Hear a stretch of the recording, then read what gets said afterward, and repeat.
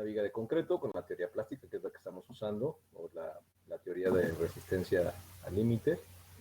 Y la viga, bueno, pues es una viga que está sosteniendo un sistema de piso, así se le llama, el sistema de piso es la losa, está sosteniendo una losa, cuyas cargas, bueno, pues están indicadas aquí en el corte, es el yeso, el plafón de yeso, la losa de concreto, un mortero y un piso que está pegado encima. La viga que estamos diseñando es la de este eje, la del eje central, que mide la longitud total de la viga son 11 metros. Y aparte de la carga uniformemente distribuida debido a su en los extremos de 2.5 toneladas cada uno. Bueno, entonces esto lo iniciamos en la clase pasada. El concreto que se va a usar es de 250 kilogramos por centímetro cuadrado, el acero de 4200. El piso se consideró como piso de terrazo, que explicábamos en la clase pasada. Es un tipo de piso que ya casi no se usa, que es grueso, es pesado, pero bueno, es muy durable. Yeso normal, mortero normal, la losa de concreto armado. Y la carga viva consideramos como si fuera uso de oficinas o habitación, y entonces la tomamos de los reglamentos, del reglamento que corresponda. Y la zona, bueno, pues consideramos que está construido esto en una zona sísmica. Entonces, bueno, hicimos el análisis de cargas en la clase pasada de acuerdo al ancho tributario que le toca a la viga, que es un ancho tributario de 3 metros. Y calculamos cargas. Este es el ancho tributario de 3 metros que le toca a la viga. Propusimos una sección, se propuso una sección de acuerdo a las dimensiones de la sección, de acuerdo a las fórmulas empíricas que ya propusimos desde el principio. Recordamos que esto es dimensiones, ustedes pueden proponer las que sean, pero pues si se alejan mucho de las dimensiones finales, pues tienen que ser muchos tanteos, ¿no? Entonces esto nos ayuda a encontrar más rápido. Entonces, bueno, se propuso una sección de 70 por 25, y entonces con eso pues podemos considerar el peso propio del concreto de la viga, además de los demás pesos o demás carga. Entonces ya con eso tenemos una carga total distribuida de 2.442 toneladas por metro. Con estos datos se calcula entonces, se hace el análisis de la viga. Esto no nos entretenemos en enseñarlo, ustedes ya lo saben hacer, ya analizaron muchas vigas en sus clases pasadas. Y entonces, bueno, tenemos el diagrama de cortantes y el diagrama de momentos que están actuando en esa viga. El momento último, el momento más grande es el momento negativo de 9.9, por lo tanto ese es el momento que va a regir en el diseño. O sea, necesitamos nosotros diseñar la viga para que soporte esos 9.9 toneladas por metro, ese momento flexionante grande.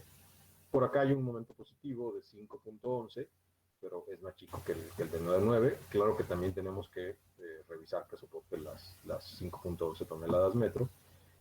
Y ese diseño, bueno, son esos 9.9 toneladas, pero multiplicados por el factor de carga, que es de 1.4. Como solo estamos usando otra vez nada más la combinación de cargas permanentes, que son cargas muertas y vivas, entonces el factor es 1.4. El momento 86 toneladas metro. Ese es el momento por el que vamos a diseñar. Obtenemos lo que le llamamos constantes de flexión, que son las resistencias, ¿no? del material, en este caso del concreto. Obtenemos el F asterisco C, que es una reducción de los 250 al 80%, nos da 200, y luego pues desde este punto 8, lo multiplicamos todavía, o reducimos otra vez 85 al 85% nada más, entonces nos quedan 170. Ese es son los datos, las constantes que usamos para poder hacer nuestros cálculos. Entonces, bueno, ya tenemos la sección, ya tenemos el concreto, ya tenemos el momento para el que la vamos a revisar o a diseñar, que en este caso va a ser un momento negativo. En el ejemplo anterior que hicimos, el momento para el que diseñábamos la viga era un momento positivo. ¿Qué va a haber de diferencia en estos dos casos? ¿Cuál va a ser la diferencia? ¿Quién me puede contestar eso? Respecto a esto de los momentos, el hecho de que en el ejemplo anterior haya sido un momento positivo y que ahora sea un momento negativo el mayor, para el que vamos a diseñar la viga.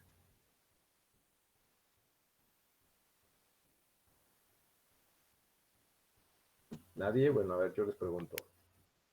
A ver, ¿quién iba a hablar? ¿No será que ahora el refuerzo principal va a estar del lado contrario? Exacto. Va a quedar ahora, como tenemos un momento negativo, la tensión ahora se va a producir no en la parte de abajo, no en el lecho inferior, sino en el lecho superior. Entonces el refuerzo principal, o el refuerzo que nosotros le vamos a poner para que soporte ese momento, pues lo vamos a poner en la parte de arriba, que ahí es donde se va a tensionar. Pero no en toda la viga, porque pues aquí en esta zona donde se presenta bueno, parte de cero, acuérdense porque es una viga.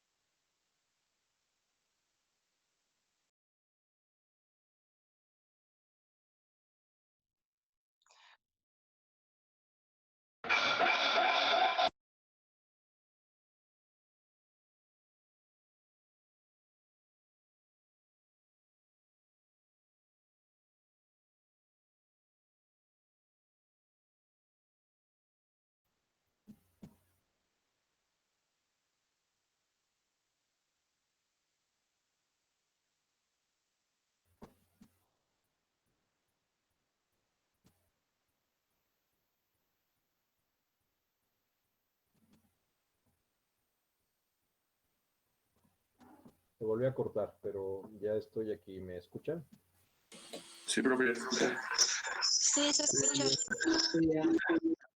Ok, ya espero que no se vuelva a cortar, que ya saben que no tenemos control sobre el internet. Bueno, entonces decíamos, para este momento, el más grande, bueno, pues entonces se produce la tensión en la parte de arriba, por lo tanto el acero de refuerzo que encontremos lo vamos a poner en esta zona, en la parte de arriba, y cuando cambia el momento positivo, bueno, pues el acero de refuerzo lo vamos a tener, se produce ahora en el lecho inferior, y luego, avanzando hacia la longitud de la viga, vuelve a producirse un momento negativo, que además es igual al anterior, porque hay simetría en las cargas. Entonces, otra vez, el acero principal pues iría en el lecho superior de la viga, ¿no? Eso pues, ahorita lo vamos a ver. Bueno, entonces, vamos a calcular la cantidad de acero de refuerzo para resistir este momento, el momento último de 13.86 toneladas metro. Y vamos a usar, que esa es la innovación en este ejemplo, usar la fórmula directa. Si se acuerdan, en el ejemplo anterior, resolvíamos una ecuación de segundo grado, encontramos la raíz y con eso calculábamos el índice de acero. También tenemos la posibilidad, lo decíamos en la clase pasada, de utilizar unas gráficas o de utilizar unas tablas para calcular el refuerzo, pero la otra posibilidad también es hacerlo con una fórmula directa, sin tener que resolver la ecuación de segundo grado, que bueno, en realidad ya la solución de la ecuación está ahí implícita. Y entonces lo podemos hacer así, lo vamos a hacer así. El índice de acero, que es este símbolo, esta letra griega, es igual lo vamos a calcular con esta expresión. ¿Qué interviene en la expresión? El Fb' del concreto, o sea, la resistencia del concreto, que serían 170, el Fy del acero, que son 4200, interviene el momento resistente y las dimensiones, ¿no?, de la sección que estamos proponiendo. Si nosotros previamente igualamos el momento que necesitamos que resista al momento que está actuando, bueno, pues los igualamos y entonces sustituimos aquí y tenemos 170, el Fb', 4200, el esfuerzo de influencia del acero, sustituimos el momento 13.86 toneladas metro, que son 1.386.000 kilogramos centímetro, muy abusados con las unidades. Acuérdense que cuando uno se equivoca con las unidades nos salen resultados muy raros y hay que estar pendiente de eso. No hay que revolver unidades. Acá al momento lo tenemos en toneladas metro. Hay que convertirlo a kilogramos centímetro. ¿Sí? Entonces, aquí ya está convertido. ¿Por qué centímetros? ¿Por qué kilogramos centímetro? Porque el esfuerzo del concreto está en kilogramos centímetro, el del acero está en kilogramos centímetro, y las unidades de la sección están en centímetros. Entonces, bueno, sustituimos valores. Aquí está borrado, aquí debe ser 0.25 por 65 al cuadrado. Y bueno, nos da un índice de acero de 0.003684. Acuérdense que tenemos que revisar que esté entre el mínimo y el máximo. El mínimo lo calculamos con esta expresión, ya lo tenemos, ya lo sabemos porque es para el mismo tipo de concreto, entonces ya sabemos que vale 0.0026. Y el 75% del acero balanceado, entonces tenemos que calcular el acero balanceado. Valor del balanceado también ya lo conocemos porque no cambia y además la zona es sísmica igual que en el ejemplo anterior, entonces tenemos 0.0203 y el máximo entonces es el 75% de eso, que es 0.0151. Entonces, tenemos un índice mínimo de 0.0026, un índice calculado de 0.0036 y un índice máximo de 0.0151. Resulta que el valor que tenemos pues, está entre el mínimo y el máximo. Por lo tanto, ¿qué significa eso? ¿Quién me puede responder? Significa que tengamos el índice de cero entre el mínimo y el máximo.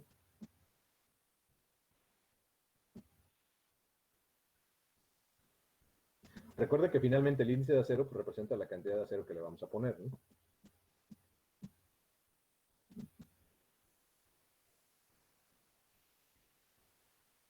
Pues si están dentro del margen, significa que lo que estamos haciendo es correcto. Es correcto, pero sobre todo que la sección está en el rango de comportamiento que necesitamos. ¿Se acuerdan al principio de las clases que decíamos que los elementos de concreto reforzado, lo ideal es que estén en un rango de comportamiento? ¿Quién se acuerda? ¿Cuál es ese rango de comportamiento? El acero balanceado. No abajo del acero balanceado, porque si se fijan... Entre sub y balanceado. Exacto, entre subreforzado y balanceado. O sea, el caso es que el comportamiento del elemento de concreto que estamos analizando no se vaya a sobre reforzado, ¿sí? Un punto intermedio es el balanceado, pero incluso pues, nos vamos un poco abajo del balanceado. Y entonces tenemos una sección subreforzada, que ya habíamos explicado, pues es el mejor comportamiento porque permitimos que el concreto falle antes que el acero y no al revés, ¿sí? Porque eso nos avisa, el concreto se agrieta y demás, y entonces la sección se deforma mucho, pero no alcanza a fallar todavía. Pensando en que la llevamos hasta la falla, en realidad pues no la queremos llevar hasta la falla, ¿no? Pero en caso de que se fuera hasta la falla porque se incrementaran las cargas por alguna razón, bueno, su falla sería de esa manera. Entonces, eso es lo que buscamos. Y eso significa justamente que tengamos que cumplir con estos límites. El índice de acero, al quedar entre estos dos límites, estamos garantizando que está más abajo del balanceado. Si se fijan, el máximo es el 75% del balanceado, ¿no? Entonces, no nos pasamos del máximo, no, y sí estamos arriba del mínimo, y entonces con eso es bien importante. No nada más de cumplir con numeritos y decir, la fórmula dice esto y tiene que ser menor. Sí, pero hay que saber qué significa, ¿no? Porque con eso vamos entendiendo el comportamiento de las estructuras. Entonces, bueno, queda entre los límites, quiere decir que estamos logrando que la sección, si le ponemos esa cantidad de acero, estamos logrando que la sección se comporte como subreforzada. Bueno, entonces, con este índice calculamos el área de acero que necesitamos, o sea, cuánto acero le vamos a poner. El área de acero va a ser el índice y multiplicado por un área de concreto. El área de concreto es el ancho por el peralte. Entonces, 0.25 de ancho por 65 de peralte. Recuerden que es el peralte efectivo, la letra D minúscula. En realidad la sección mide 70, es la que propusimos, ¿no? Propusimos una sección de 70 centímetros de peralte total, pero consideramos el peralte efectivo, que son 65, Le quitamos esos 5 centímetros entre el recubrimiento y la posición del acero de refuerzo, y por eso consideramos nada más 65. Bueno, entonces, el área de acero que necesitamos ponerle son 5.98 centímetros cuadrados. Esto para que soporte el momento negativo, ¿sí? Por eso está aquí indicado área de acero negativa, ¿sí? Le ponemos entre paréntesis el signo negativo para diferenciarlo del otro que va a ser el positivo. Bueno, ese es el acero negativo. Ahora, ¿qué pasa con el positivo? Bueno, pues entonces, el momento positivo que se presenta es de 5.11, ¿sí? Que es el del diagrama. 5.11, que es este momento positivo que está aquí arriba. Es el más grande que se presenta. Lo multiplicamos por 1.4 y obtenemos el momento último positivo de 7.15 o 7.154 toneladas metro. Hacemos lo mismo, calculamos el porcentaje de acero necesario de manera directa y encontramos 0.00183. Resulta que ese índice de acero, 0.00183, está abajo del mínimo, ¿sí? Los límites, ¿se acuerdan? El mínimo es 0.0026. Entonces, está abajo del mínimo. ¿Qué hacemos? Tomamos el mínimo, ¿sí? No podemos poner menos del mínimo, entonces tomamos el mínimo, o sea, 0.0026, que es el índice de acero mínimo que tenemos acá calculado. Con ese índice de acero mínimo, ese índice de acero que ya lo adoptamos, entonces el área de acero positiva la calculamos multiplicándola por el ancho y por el peralte, y tenemos un área de acero positivo de 4.225. Entonces tenemos estas dos áreas de acero: área de acero negativo 5.98, área de acero positivo 4.225. Ahora, ¿qué hacemos para el acero negativo? Para resistir el momento negativo, así le llamamos acero negativo, el acero va en el lecho superior, ¿no? Porque quedamos que la tensión ahora se presenta en la parte de arriba, y entonces proponemos varillas, un tamaño de varillas. En este caso proponemos varillas del número 6, que son de 3/4 de pulgada.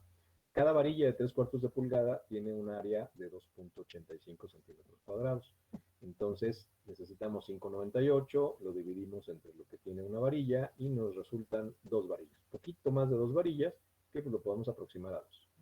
Entonces, con 2 varillas de 3/4 soportamos muy bien la tensión que se produce por el momento negativo.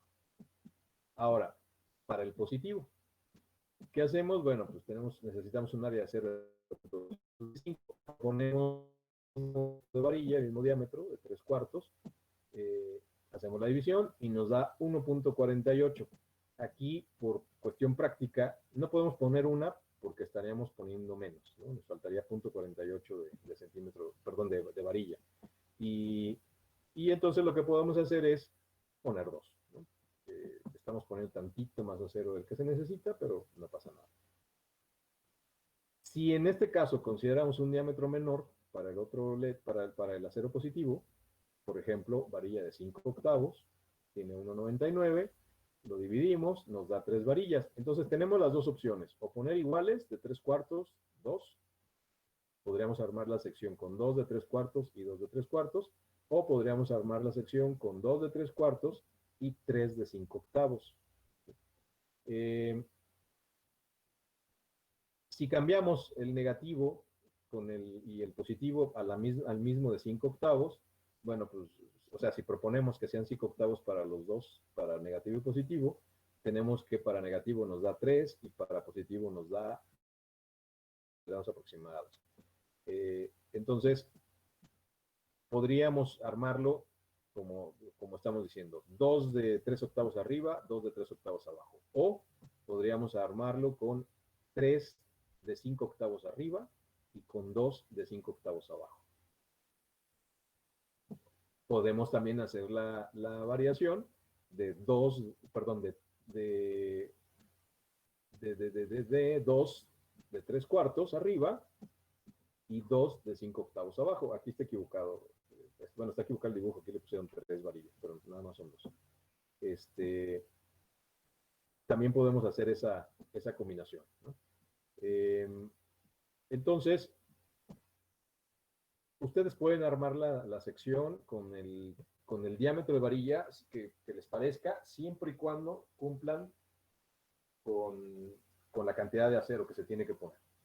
Ahora, ¿qué es lo que más conviene cuando armamos una trave? Que tengamos varillas de un diámetro arriba y varillas de otro diámetro abajo, o tratar de uniformizar el diámetro.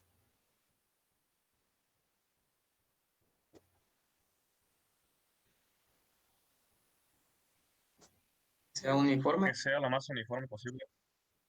¿Conviene más? Tratar de uniformizar. Exacto, conviene más. ¿Por qué? Por cuestión constructiva, ¿no? Porque imaginen que esta trave, pues a lo mejor no es una sola trave, a lo mejor hay 10 traves iguales, ¿no? En el edificio. Entonces, compramos acero solamente de un solo diámetro y nos sirve para todas, ¿no? Eso es por un lado. Por otro, si combinamos, podemos causar equivocación, ¿no? En los que lo armen. Que quienes lo están armando lean el plano mal y entonces nos pongan el acero, el de 5 octavos lo pongan arriba y el de 3/4 lo pongan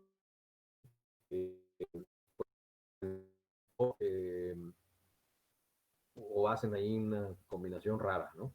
Entonces, si lo uniformamos y decimos que puede llevar 2 de 3/4 arriba, 2 de 5 octavos abajo, o si decimos que puede llevar 2 de 3/4 y 2 de 3/4, aunque se pase tantito, es mucho mejor, ¿no? Entonces, bueno, esto ya es decisión del que está diseñando. Claro, tendríamos que podernos hacer cuentas, ya cuando hablamos de dinero, de qué tanto es esto que nos estamos pasando, si le ponemos un poquito más acero del que necesita, porque ya multiplicado por muchas traves que son iguales, pues a lo mejor sí ya representa una cantidad de kilos de acero adicionales, que ya también representan una cantidad de dinero, ¿no? Adicional. Entonces, aquí tendríamos que hacer la valoración. Pero si, por ejemplo, lo que están armando es una sola trave, pues no pasa nada si se gastan un poquito más de acero, ¿no? y eliminan errores. Entonces, bueno, hasta aquí termina el ejemplo. Bueno, no está dibujado aquí, pero vamos a hablar un poco del armado. ¿Cómo pondríamos el acero? Bueno, ¿desde dónde hasta dónde pondrían las varillas de acero negativo y hasta el acero positivo?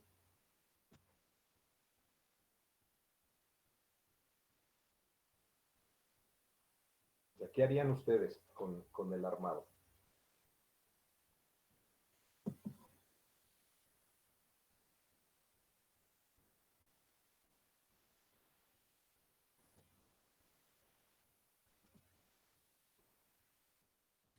Entre medio de los apoyos, el acero positivo.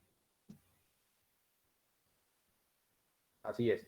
Les voy a abrir una pizarra para dibujarles. Espero que medio se traba.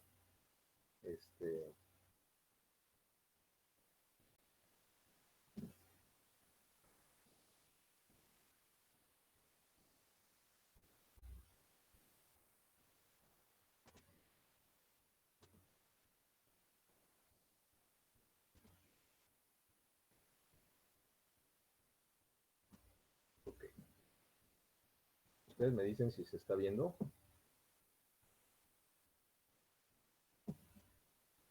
Sí se ve.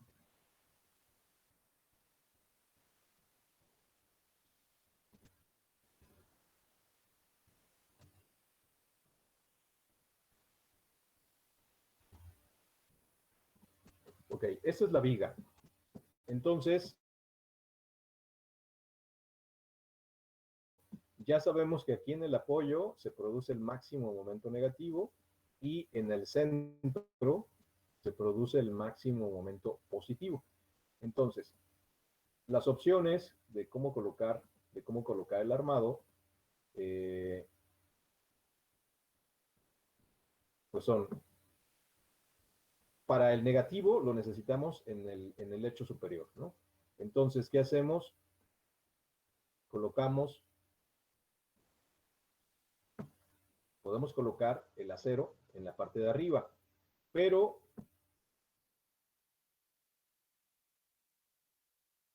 extremo y las corremos toda la varilla hasta el otro extremo, o en teoría ¿dónde es donde necesitaríamos el acero?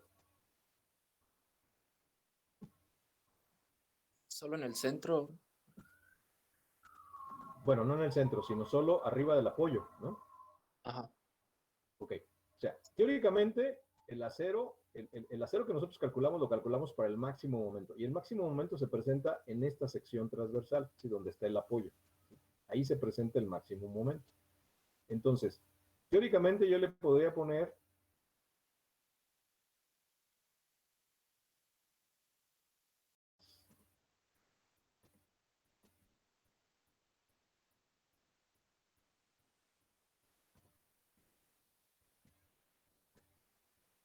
teóricamente yo le pondría poner el acero nada más exactamente arriba del apoyo y con eso sería suficiente.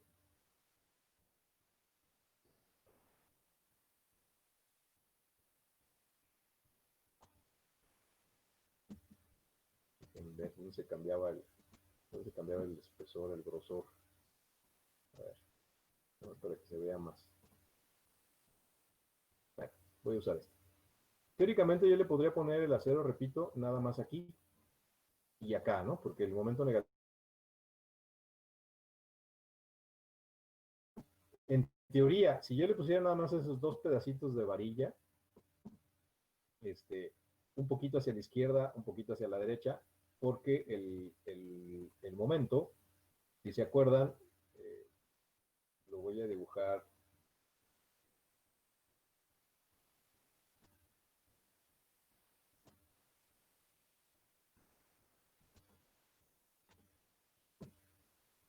Bueno, esto no tiene una opción de hacer una línea, pero bueno, voy a hacer una línea, espero que me salga derecha. No, perdón, eso es un triángulo.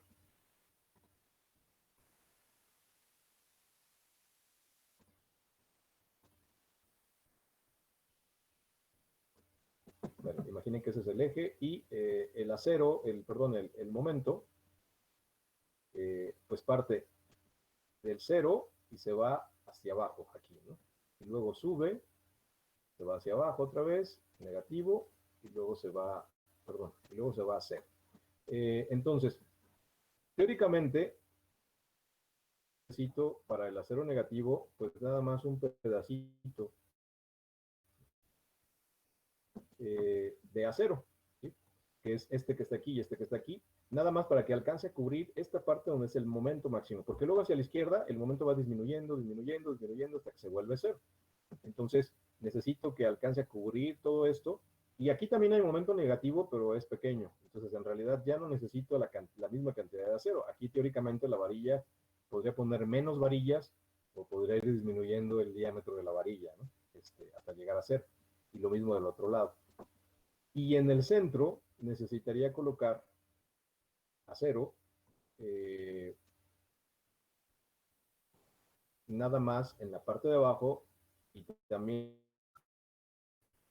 en esta parte, porque aquí es donde está el momento máximo positivo. Hacia la izquierda y hacia la derecha va bajando, ¿sí? Va disminuyendo ese momento hasta llegar a cero y luego se convierte en negativo, ¿no? Entonces, teóricamente, el armado podría quedar así, pero de manera práctica no lo podemos hacer así. Necesitamos entonces correr todo el acero eh, hasta el extremo, incluso hacerle un gancho, ¿no? Correr todo el acero hasta el extremo, hacerle un gancho o una escuadra.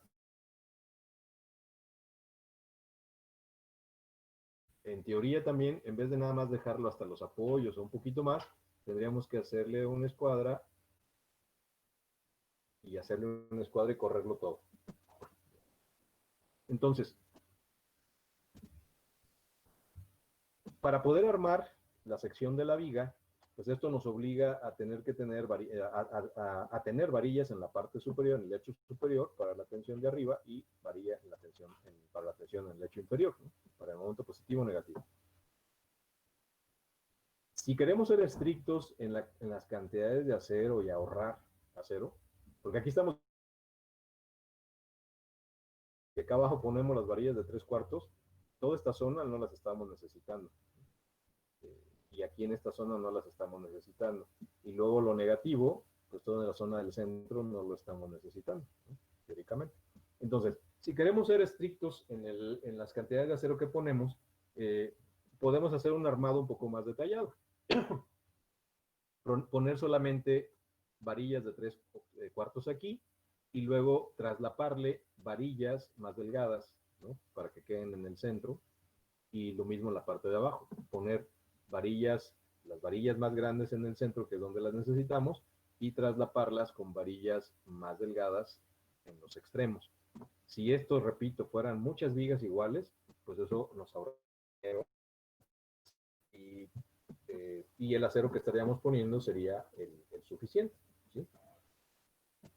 Bueno, aquí con fines de ejemplo, bueno, pues podemos correr todo el armado, aunque estemos desperdiciando acero en esta parte, entre comillas, y estaremos desperdiciando acero aquí y aquí.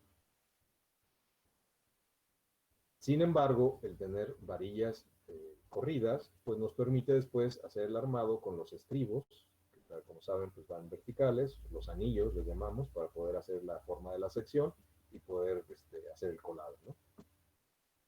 Repito, lo podríamos lograr con pues, con diámetros más chicos, en donde no se necesita, para que de todos modos haya acero, pero no estemos desperdiciando acero, porque recuerden que el acero pues, nos lo venden por kilo, ¿no? Entonces, allí ahorramos un poco de kilos, que cuando es una sola viga, pues no pasa tanto, pero si hablamos de que hay 10, 20 vigas iguales a esta, pues entonces ahí sí es mucho ahorro.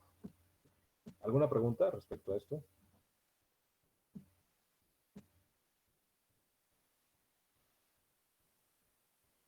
¿Ninguna? Inge, ¿Sí? para cuando nosotros hacemos el diseño de una casa habitación, por ejemplo, ya ve que Ajá. tenemos diferentes cargas y diferentes tamaños de vigas. ¿Nosotros vamos a hacer todo este cálculo para todas las vigas de toda la casa habitación o hay como un método así como una metodología a seguir? Bueno, no, depende de qué vigas sean, ¿no? Porque en una casa habitación tú puedes tener vigas así como esta, que están simplemente apoyadas o empotradas y que tienen cargas encima de ellas, pero no hay que confundir, porque eso lo suelen hacer, no hay que confundir vigas con palas de cerramiento, las que van sobre los muros, ¿sí? Esas no son vigas, porque esas están apoyadas directamente sobre los muros y están apoyadas a todo lo largo, ¿sí? Entonces, en una casa habitación sí puedes tener vigas, pero no son muchas, son unas cuantas, a menos, bueno, si la casa habitación está hecha con muros de mampostería, ¿no? A menos de que la casa habitación la hagas con un sistema de marcos, ¿sí? O sea, que sean columnas y vigas, o columnas y traves, ¿sí? Entonces ahí sí, pues todas las traves las tienes que diseñar de esta manera. Pero si hablamos de una casa habitación con un sistema constructivo tradicional, como estamos acostumbrados aquí en México, en donde la estructura principal de la casa son los muros, ¿sí? Los muros son los que están soportando las cargas. Entonces, solamente puede haber vigas entre un muro y otro cuando la viga va atravesada, ¿no? Y que va apoyada, justamente la viga apoyada en un muro y en otro muro. Ahí sí se convierte en una viga que se está flexionando y que entonces se tendría que diseñar como esta. Pero los elementos de concreto que van arriba de los muros, que les llamamos dalas de cerramiento, en realidad no se comportan como tal, no se comportan como vigas, porque están apoyadas a todo lo largo del muro. Ahí lo que están haciendo es haciendo un confinamiento en el muro. En realidad se convierten en parte del muro y lo están confinando junto con los castillos. Y esas dalas, pues no las tienes que diseñar, porque repito, en realidad las cargas las están transmitiendo directo al muro. No tiene apoyos como estos puntuales, sino tiene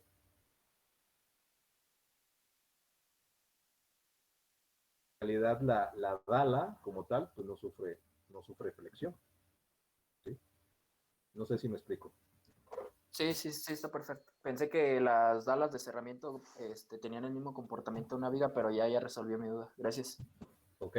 Sí, no, no se flexionan porque están sobre el muro, ¿no? Entonces el apoyo continuo del muro no les permite flexionar. Esto decía cuando hay una viga que se apoya en otro muro, pero los muros están transversales. Imaginen precisamente, por ejemplo, esta viga. Imaginen, no hemos dicho que son estos apoyos, ¿no? Estos triangulitos que ponemos aquí de apoyos en el modelo. Imaginen que estos triangulitos son dos muros, o sea, este es un muro y este es otro muro, pero que están perpendiculares a la pantalla, ¿sí? Entonces, los cuales estamos apoyando la viga. Ahí sí, esta viga la diseñamos como la estamos diseñando ahorita, ¿sí?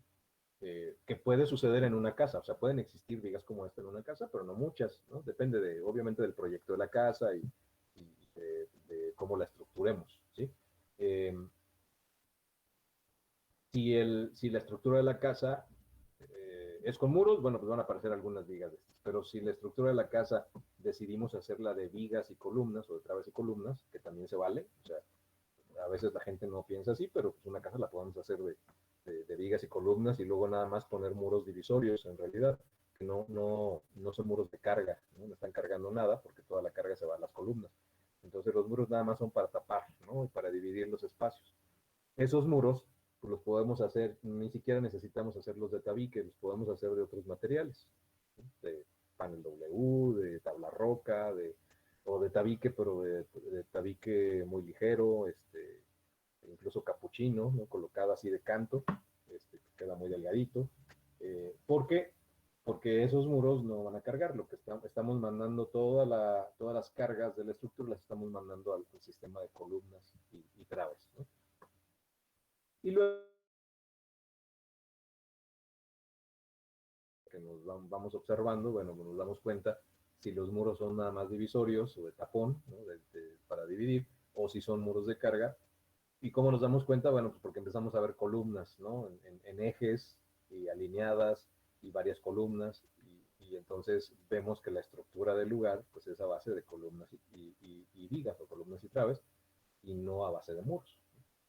Pero en las casas tradicionales, repito, las casas que acostumbramos a hacer en México, en realidad la estructura son los muros y que manejamos usando que son las dalas y los castillos. Y bueno, sí, no se diseñan las dalas y los castillos, bueno, estrictamente no se diseñan como esto. ¿Qué es lo que hacemos con las dalas y los castillos para saber cuántos colocar, a qué distancia y todo? Seguimos normas, ¿no? Seguimos reglamentos. Esto seguramente ya lo vieron también, en su clase de introducción al diseño, me parece, ya vieron mampostería. ¿Sí se acuerdan? ¿Sí la vieron? Sí, sí vimos. Okay. Entonces, si se acordarán, Sí, vimos eso. se acordarán ese tema de mampostería, pues precisamente hablaban de mampostería confinada, y la colocación de dalas y castillos, pues hay restricciones, ¿no? Los castillos no deben de estar separados a más de cierta distancia, las dalas no deben tampoco de estar separadas, las horizontales a una distancia, ¿no? También, o altura, ¿no? Cuando nos pasamos de esa altura, pues tenemos que poner una dala intermedia, ¿no? Para que no se pase de la altura. Entonces, esas son limitaciones nada más para que el muro efectivamente lo consideremos confinado, ¿sí? ¿Por qué tiene que estar confinado el muro de mampostería? Bueno, estos elementos de concreto, las dalas y los castillos, pues lo refuerzan, ¿no? Refuerzan el muro, sobre todo en el sentido en el que el muro es débil, ¿sí? En su sentido longitudinal, los muros son muy resistentes y tienen una rigidez infinita, ¿no? De hecho. Pero en el sentido transversal, pues si a un muro no le ponemos este confinamiento de concreto con dalas y castillos, lo podemos tirar nada más recargándonos en él, ¿no? Si ustedes hacen nada más un muro de mampostería de 2,5 metros y no le ponen castillos ni dalas, pues basta con que se recarguen y lo tiran, ¿no? Pero si le ponemos el confinamiento de concreto con dalas y castillos, pues ya no lo pueden tirar porque los castillos hacen el papel como de pequeñas columnitas, ¿no? que soportan mucha flexión y además conectado con las dalas se forman como marcos y además marcos que están reforzados con la mampostería del muro, sea de lo que sea la mampostería, porque acuérdense que puede ser de tabique hueco, puede ser de tabicón, puede ser de bloque hueco de concreto, puede ser de piedra, no sé. Entonces, ese muro pues, está todo reforzado y trabaja en conjunto, y entonces ahí si le aplican una fuerza lateral, pues no tan fácilmente lo tira. Además de todo, quedan conectados con las losas. ¿Sí? La losa es otro elemento estructural que ayuda a toda la estructura de los muros, precisamente para las cargas laterales, ¿no? Se convierte en bueno, de hecho es un diafragma horizontal, ¿no? La losa. Y es su rigidez.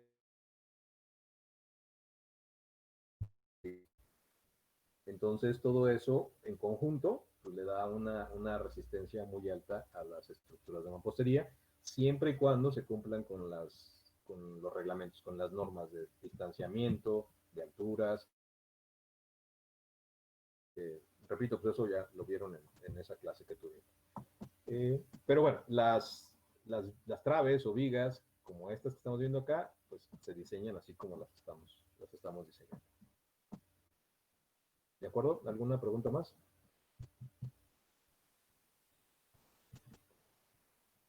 Bien, aquí dejamos la clase entonces y nos vemos mañana. Nos oímos mañana. Nos vemos, Inge. Gracias. Hasta mañana. Mañana. Hasta Nos mañana. vemos, profe, nos vemos mañana. Bueno, nos vemos al rato, creo que tenemos clase nos oímos al rato, tenemos clase de procesos, ¿no?